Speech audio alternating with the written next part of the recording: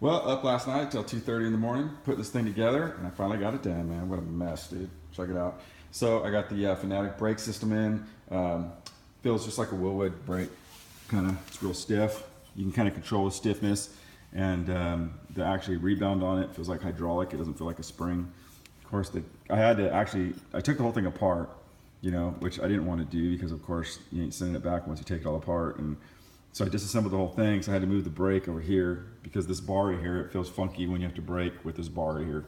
So I moved the brake over here, put the clutch right here, and then you don't use the clutch too much in iRacing on the circle track stuff.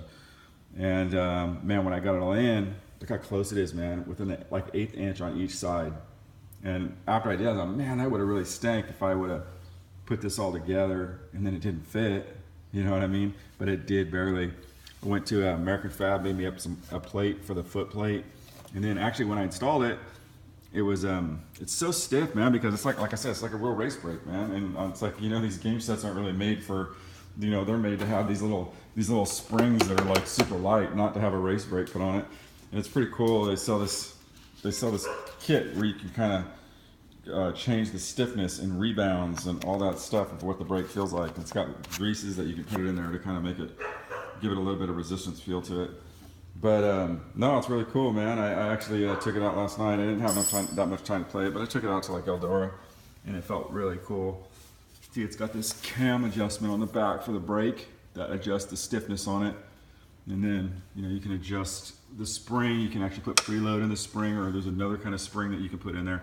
So it's like, man, it's got like a ton of adjustments, and like I talked about yesterday, it's pretty interesting. It's got this thing right here that actually vibrates the brake, and there's one on the gas too, so you can actually feel when the wheels are slipping and stuff. So yeah, pretty complex stuff, I guess, but I think we're in the home stretch here.